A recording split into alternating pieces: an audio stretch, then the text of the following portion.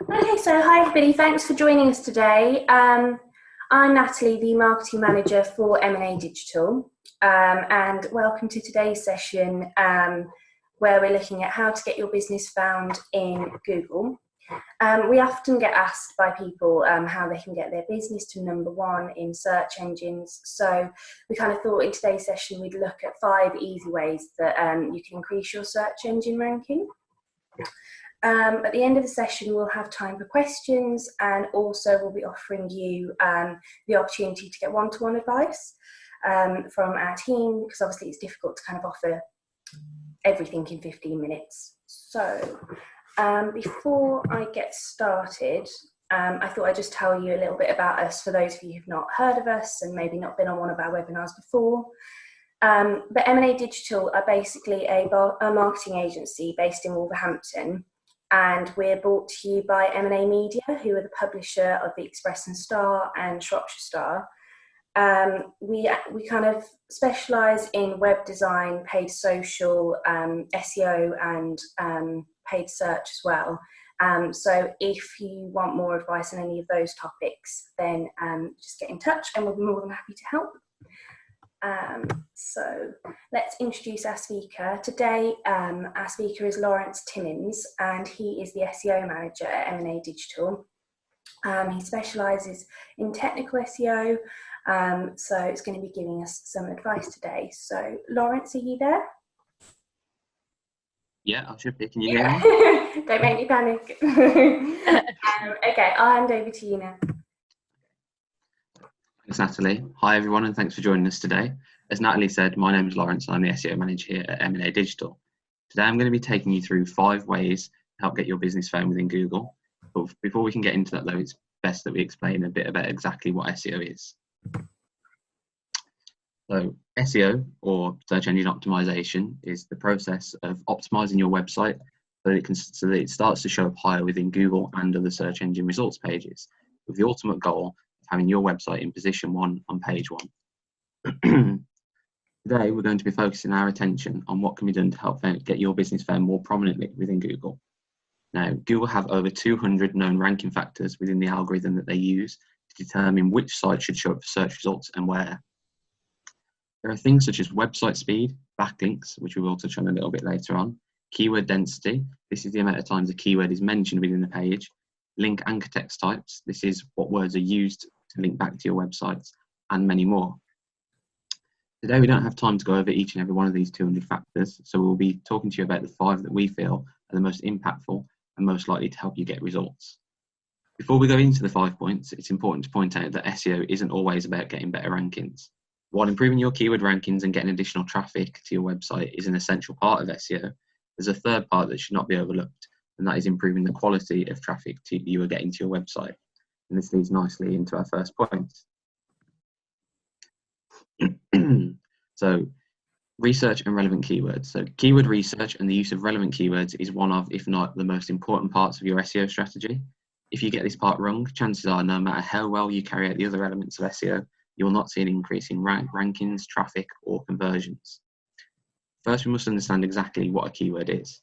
So, a keyword or key phrase is any term that is used on a search engine to find a page. For example, local plumber, nearest car garage, and solicitor West Midlands are all examples of keywords. To get started with keyword research, you first need to find what is known as your seed keyword. This will form the foundation for the rest of your research going forward. There are a number of free tools available online to help with this, which we'll share with you after this webinar. To help understand how this works, let's imagine you are a home improvements company specialising in fitting windows and based in Birmingham. An ideal seed keyword for them would be double glazing, as that's a service that they offer. Now, this gets 15,000 searches per month in the United Kingdom. From this number of searches and how broad that the term is, you can see that this would be a very competitive term to rank for and would take quite a bit of work. What we can do, however, is start to build a list of related and relevant keywords and questions that are more targeted. From quickly carrying out this process, I was able to find that double glazing Birmingham gets 590 monthly searches, UPVC double glazing gets 390 monthly searches, and West Midlands double glazing gets 260 monthly searches. These terms have a far lower search volume than our original seed keyword, but are much more realistic for us to target initially. East. So step 2 is optimizing the page titles and descriptions. So before looking to optimize page title and descriptions, you need to map out your keywords to the pages on your website. You can do this by simply writing down all of the pages on your website, or in the case of a larger site, writing down the key services or product pages that you have. You will then be able to see which keyword fits each page. For example, if you're an online butcher, you wouldn't want to be mentioning poultry keywords on a page containing content about beef or steaks. You may find some keywords don't seem to fit into the pages that you currently have on your website, and that's fine. We'll touch on that a little bit later on. So now we have the keywords mapped out, the first thing you need to do is to look at your website meta titles and descriptions. These are what gets shown within a Google search and give a snippet of what your page is about. The meta title is the shorter of the two and is arguably the more important of the two. This is because Google uses this as part of their algorithm to determine where to rank a website. A recent study carried out across 12 million websites has shown that the vast majority of meta titles exactly or partially match the keyword that a given page ranks for. Now, this doesn't mean you can go and add all of your keywords to the page title, as Google imposes a width limit of around 50 to 60 characters when this is typed out. The page description, even though Google do not use this as part of their ranking factor, should not be dismissed. The description can have an impact on your click-through rate, as it helps the user decide on whether to click onto your site. Similarly to the meta title, Google also imposes a length limit on the description. This is up to 120 characters or 158 characters, depending on the device that this is viewed on. So step 3 is optimize page content.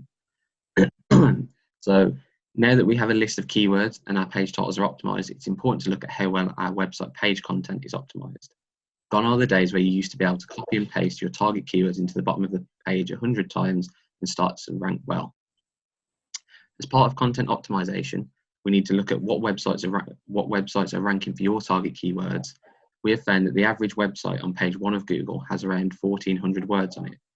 This is not, however, a certainty and can heavily depend on what websites are already ranking for your target keywords. If they all have 300 to 500 words on their page, you should look to make your content around the 700 word mark. There is a saying in the SEO community that content is king. This is because if your web page does not have relevant informative content that can help provide value to the searcher, you'll have very little to no chance of ranking that page well. Now, there is more to optimizing a page than just getting your keywords added within the text. You also need to ensure that the text on your website is unique and not duplicated from someone else's website. If it is, Google can penalize your website and prevent you from ranking within the search results. A good free tool to quickly check this is copyscape.com. You can simply head over there, enter your website URL, and it will return other sites that may have the same content as you. You will also want to ensure that the main heading of your page is situated within a H1 tag that features your keywords. While it has been heavily debated on if this is a ranking factor or not, it is still important to ensure this is used. The H1 tag signifies what the page or section of content is about, and if your keyword is mentioned in there. It gives a strong signal to Google, letting them know the context of the page. It is also important to ensure that your content doesn't try to cover too many keywords. The best example of this would be the trendy one-page websites that have been popping up for the last 4 or so years. While these look very nice, they are often very impractical from an SEO standpoint. For example, if you are a beauty salon who offers hairdressing, tanning, manicures, pedicures, as well as other additional services, you would need to ensure you have good content for each of these services on their own page, as a one-page website would simply not be good enough. Step 4 is build relevant links. So having links coming into your website is another very important part of SEO and can be seen as a kind of popularity contest. If no one links to your website in the eyes of Google, it's not very good. The reason for this is Google uses links in 2 fundamental ways. The first is to find new websites that they haven't come across and to crawl their pages. The second is to determine how trustworthy a page is and how well it should rank within the search results. The more they see high, authoritative, relevant websites linking to you, the more trust that they put in your website and the better you will rank.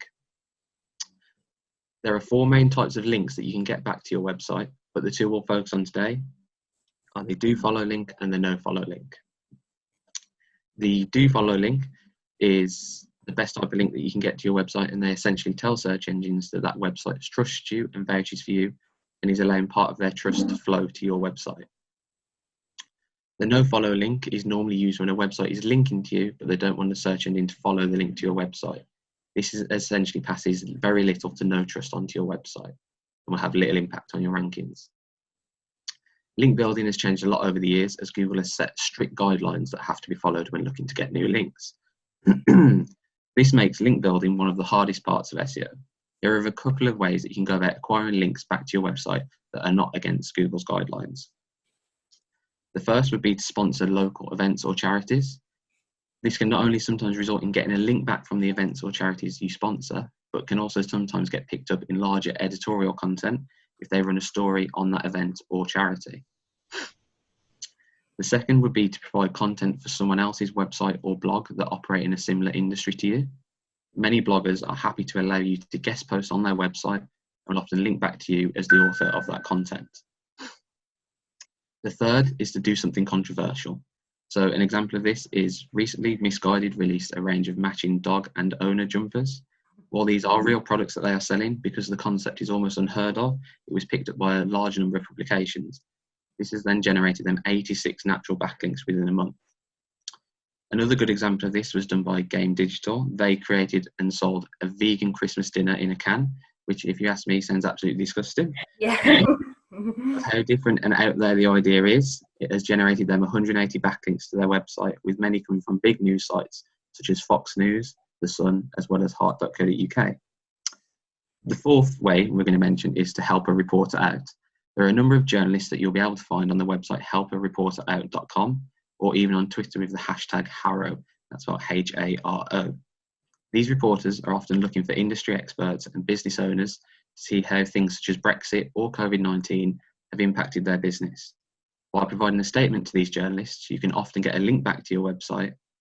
This also has the potential for the statement to be picked up by further publications and net you even more links in the future. The fifth step we're going to talk about is optimizing your business for local search. So the first step of this is to ensure that you have a Google My Business profile set up. If you don't have one, you can find a guide on how to do that on our blog over on mnadigital.co.uk/blog.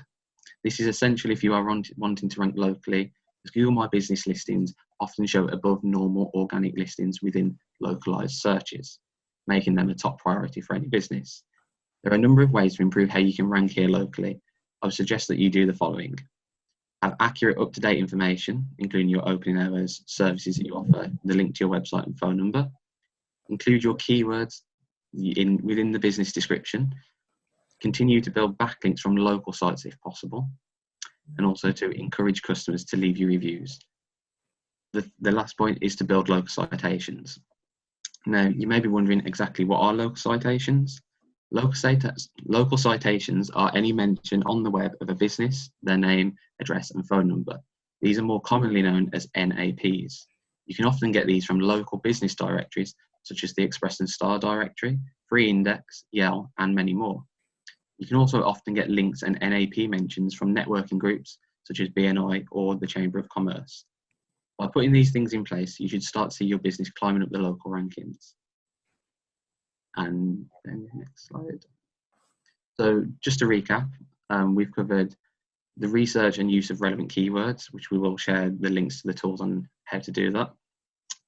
How to optimize your page titles and descriptions, how to optimize your page content, how to optimize your business for local search, and also how to build relevant links to your website. Natalie? Okay, thanks, Lawrence. Here are a few of the free SEO tools that you mentioned. So as normal, we'll share a recording of this with everybody, so you'll have those, so you don't have to write them all down now. And here's a link to get the free SEO audit.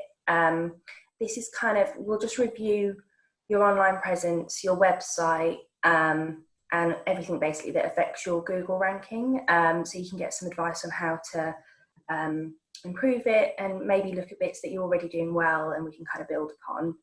And we've also got one more event on Thursday, that's looking at how you can get more sales from your websites. So if you'd like to join us for that one, please register. And before we finish, I've just got a couple of questions that we've had through. If you're all right to do those, Lawrence. Yeah. So the first is from Priya at Tiny Toes. She'd like to know how she can highlight reviews on their GMB listing so it's more prominent when people search for childcare in the local area. Okay, so with that, there's not really a way to make the reviews themselves more prominent. The best thing to do is follow those localized GMB ranking tips. Do that to get your localized listing ranking higher. That way people will see the reviews that are on Google. The other thing is just to get your website ranking in general for those childcare terms, and then have those reviews featured on your website on like a testimonial or review section. And that way you don't have to be limited to just showing them the Google reviews. Mm-hmm. Yeah, because I think we had a quick look at that Tiny Toes site, and their reviews are not through Google. They're using another tool, so that's not going to show up in the map, is it? They would need to actually use Google reviews if they wanted those stars and everything. Is that right? Yeah, that's correct. Okay, and the second question is how long does it take to increase the performance on Google? So that question's almost like asking how long a piece of string is. It can heavily depend on if you've had SEO done in the past, if it's a brand new website you're doing on, if the website's been around for 10, 15 years. You could get it with a business that's been going a while, that you could start doing a new service, you add a new page, you have good content on there, you get it optimized, and it could start to show within a few weeks to a month. If it's a brand new business, it's most likely going to be 2 to 3 months before you start seeing the impact of the work, that the SEO work that you'd be doing. Okay, thank you. So that's it from us. Does anybody have any questions they'd like us to answer? No, thank you. Thank you. No, okay, that's brilliant. So as I said, we'll share this recording with everybody afterwards. Thanks for joining us, and thanks, Lawrence. No problem. Hopefully see you all Thursday. Okay, bye. Bye. Yeah.